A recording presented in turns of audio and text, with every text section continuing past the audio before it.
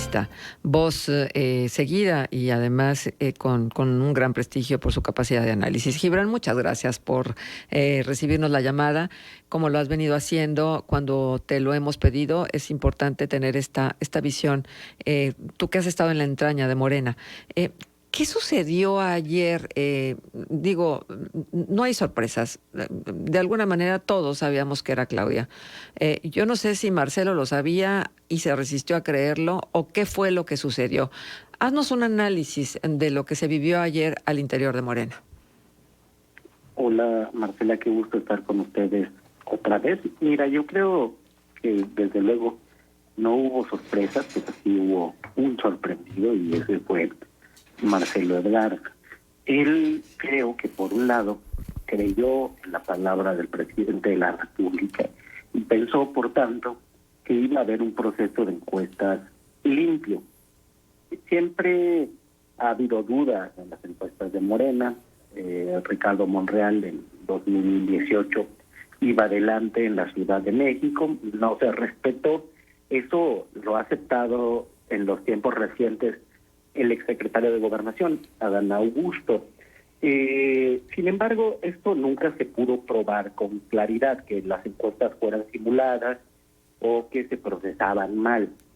Con lo que no contaban en el partido es con que Marcelo tuviera un equipo suficiente en el país para dar puntual seguimiento a todas las encuestas que se hicieron, a las 12.500 cuestionarios que se levantaron. Entonces, por primera vez se pudo acreditar un montón de irregularidades, como un operativo llamado Centinela, que consistía en que ya teniendo las secciones que iban a ser entrevistadas, es decir, con información privilegiada, el equipo de Claudia Sheinbaum, un equipo de brigadistas, anticipaba que iba a venir la encuesta, decía que había que votar por Claudia, tachar la boleta por Claudia, y si no estarían en riesgo los programas sociales para el próximo sexenio.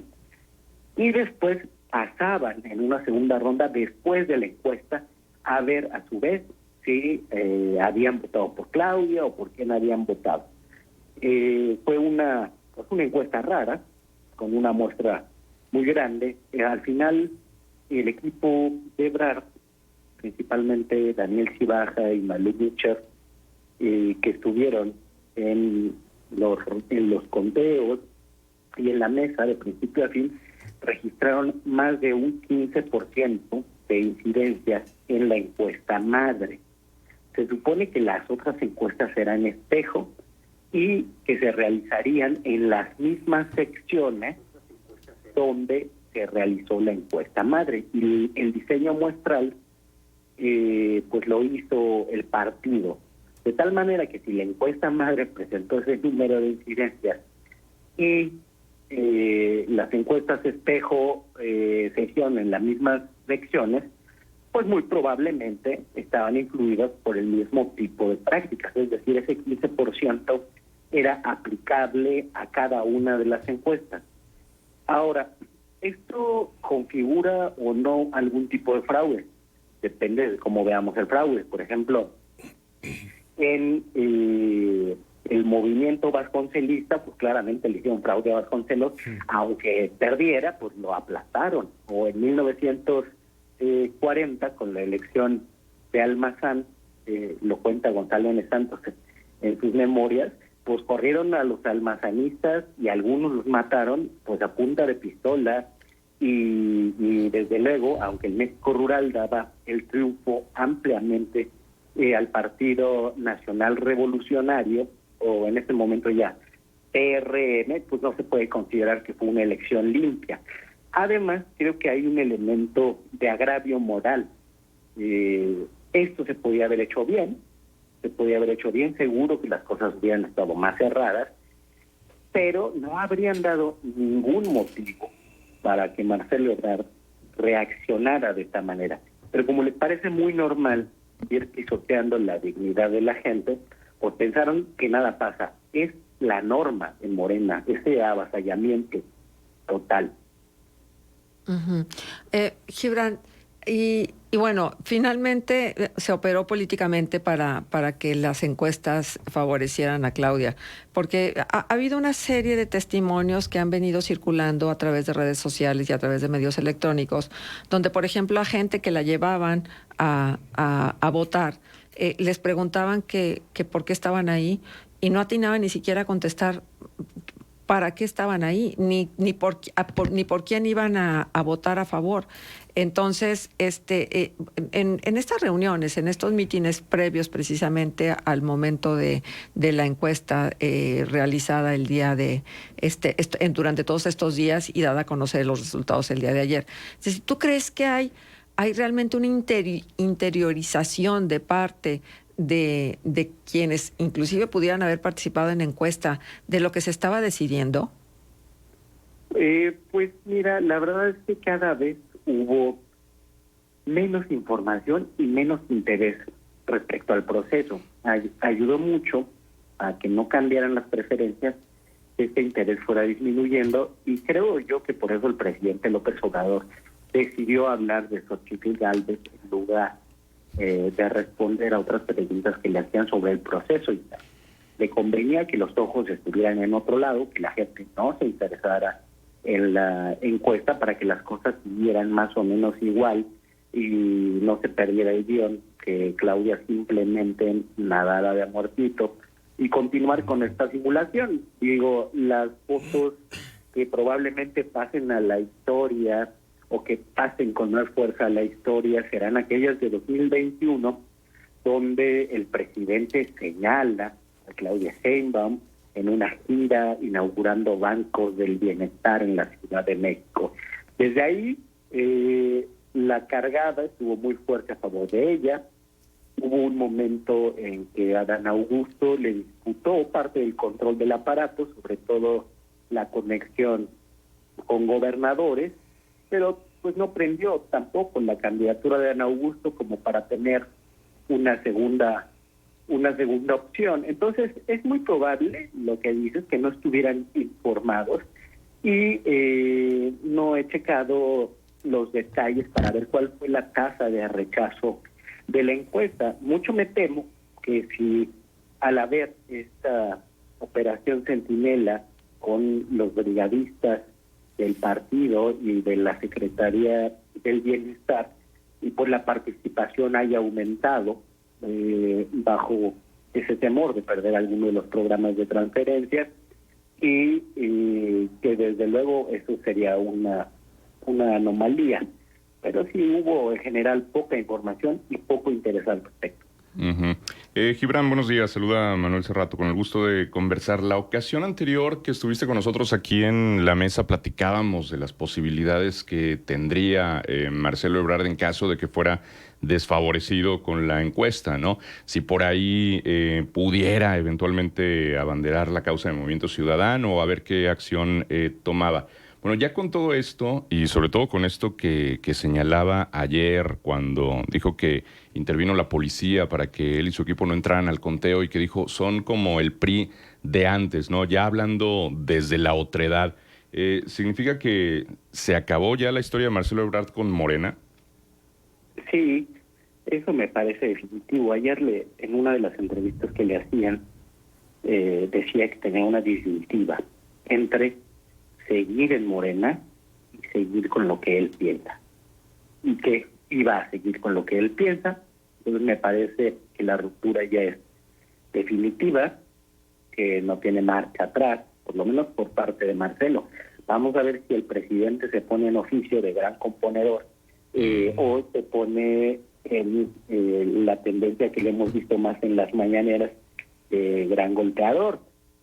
Yo creo, de todos modos, por cómo vino el apoyo instantáneo de los gobernadores, de funcionarios federales, de funcionarios locales, toda esa cascada de disciplina, yo no creo que se pueda dar marcha atrás en esto.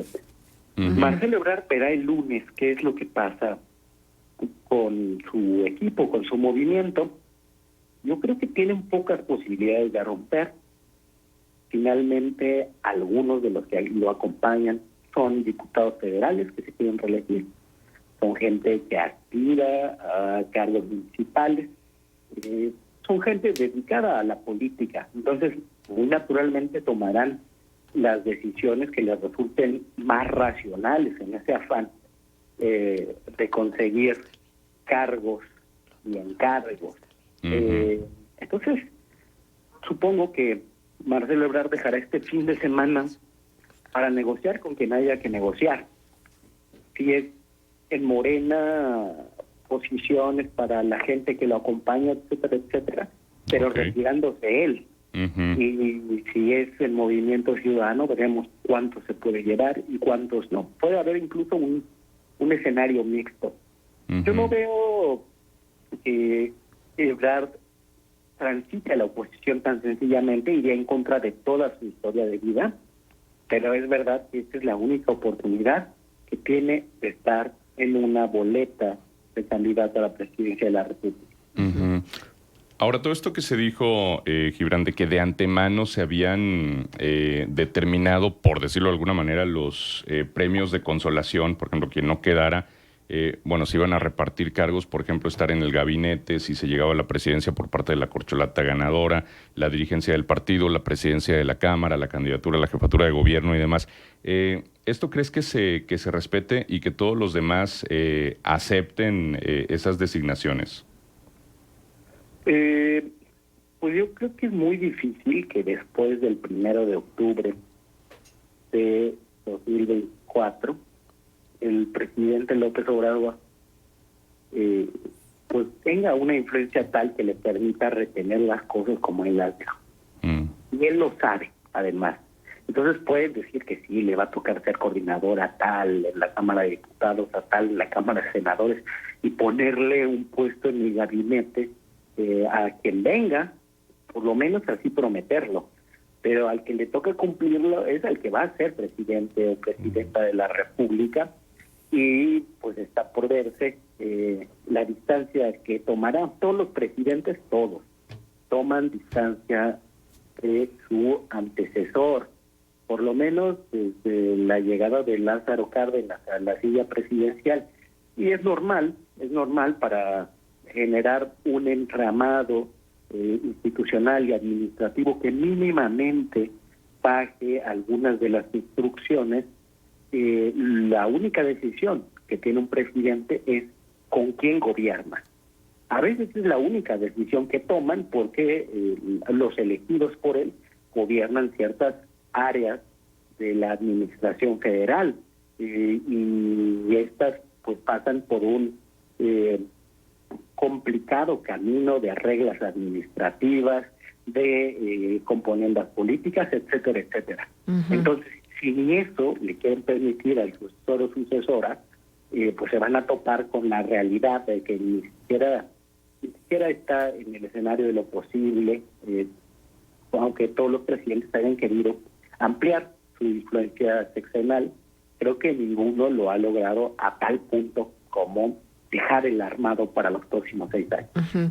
Gibran, quiero tu opinión en relación a lo que propone Rivapalacios en su artículo, Raimundo Rivapalacios, que considera que si Ebrard renuncia en la actual coyuntura y acepta la candidatura de Movimiento Ciudadano, sembrará la duda sobre si no todo fue un acuerdo que le salve cara y ayude al presidente.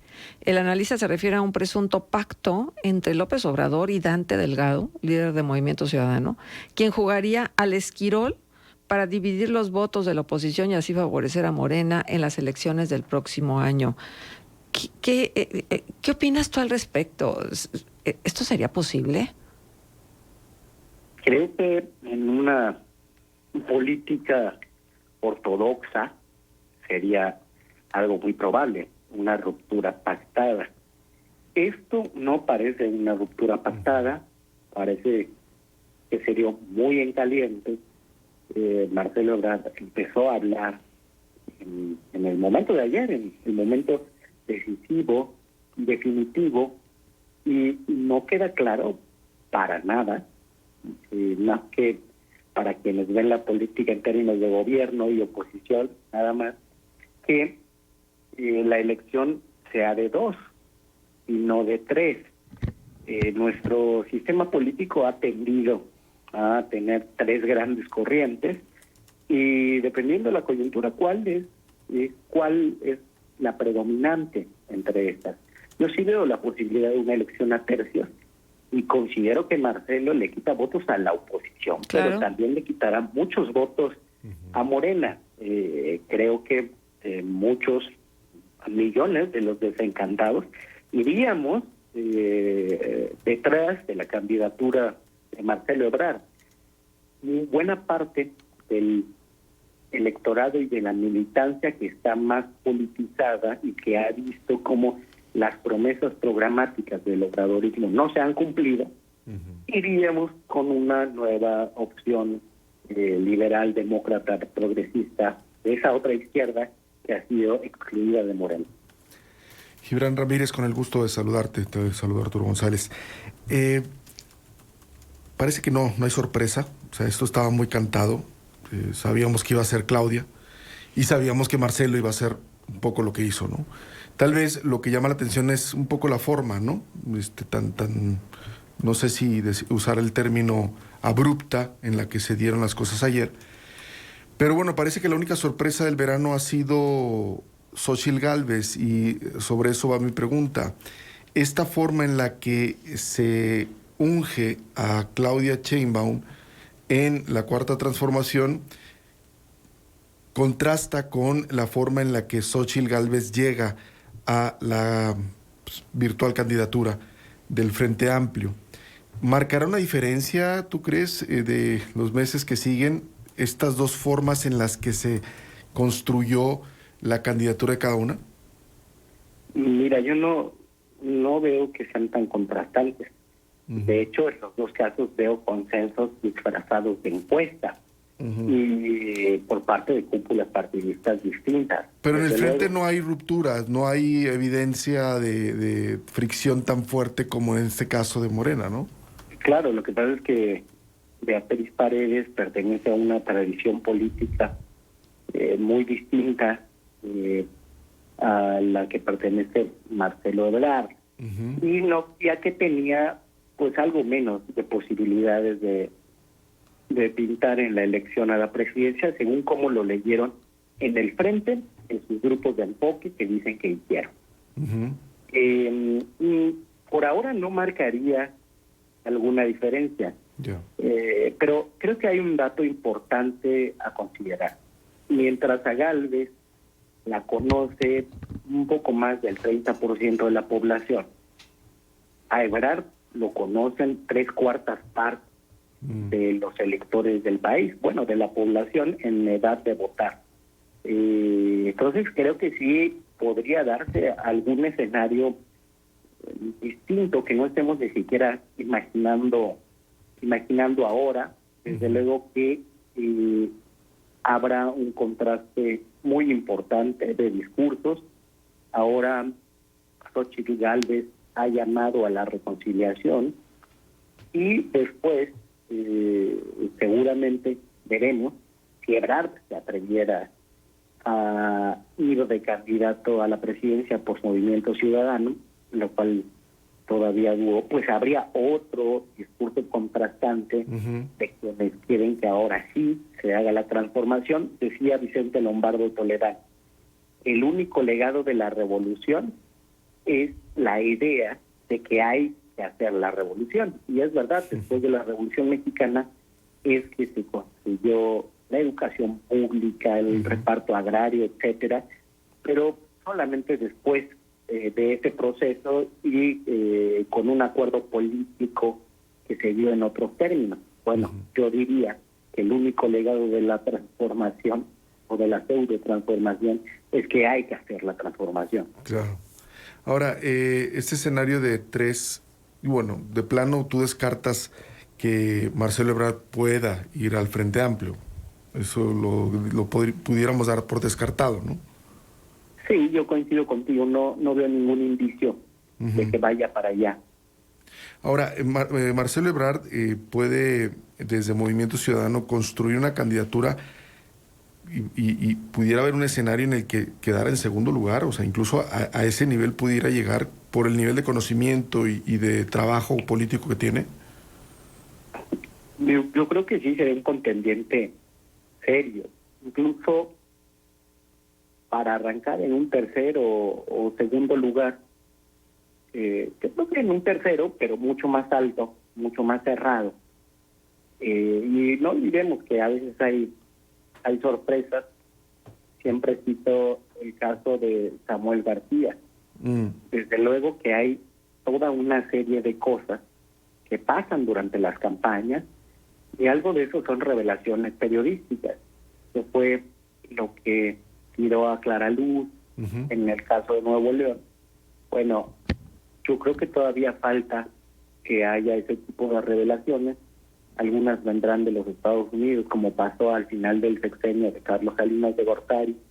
Todavía hay mucho por ver para saber si el conocimiento será determinante, si la preferencia o la polarización mediática equivale a polarización política, etcétera, etcétera. Gibran, y por último, finalmente, ¿esto mancha, daña la imagen demócrata de Morena?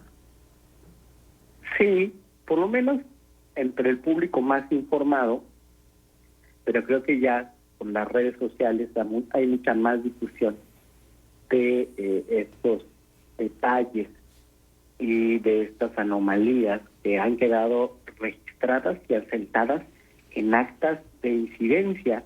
Seguramente el partido las reservará, como han hecho con todas las supuestas encuestas que se han levantado. Nunca han sido públicas, más que en los casos de los gobernadores. Pero, por ejemplo, en cuanto a diputados federales, siempre dijeron que eligieron así, no hubo realmente esas encuestas.